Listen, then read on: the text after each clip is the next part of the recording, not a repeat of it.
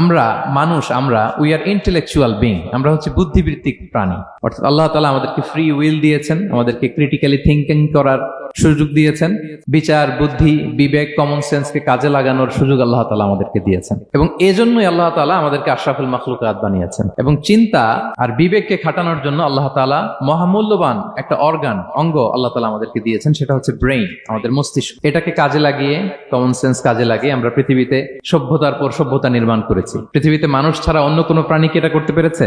এবং আপনি শুনলে অবাক হবেন, আমাদের এই যে ছোট্ট ব্রেইনটা, খুব বেশি না কিন্তু ওজন, একটা প্রাপ্তবয়স্ক মানুষের human brain on an average 3 pounds, মানে 1.5 কেজি। এই 1.5 কেজি ওজনের ব্রেইন দিয়ে আমরা পৃথিবীতে এই সভ্যতাগুলো বিনির্মাণ করেছি। আমাদের এই ব্রেইনের মেমোরি ক্যাপাসিটি, মেমোরি স্টোরেজ অনেক বেশি। বিজ্ঞানীরা গবেষণা করে ওনারা জানিয়েছেন যে আমাদের হিউম্যান ব্রেইনের মেমোরি হচ্ছে 2.5 পেটাবাইটস। আপনারা মেগাবাইটের নাম শুনেছেন, গিগাবাইটের নাম শুনেছেন, পেটাবাইট হয়তো অনেকে শুনেন না। পেটাবাইট আরো অনেক বেশি, অনেক বড়। তো 1 পেটাবাইটে হয় 1 মিলিয়ন গিগাবাইট। তার মানে আমার আর আপনার যে হিউম্যান ব্রেইন, এই ব্রেইনের ক্যাপাসিটি হচ্ছে 25 লক্ষ গিগাবাইট। সুবহানাল্লাহ, এত আসতে।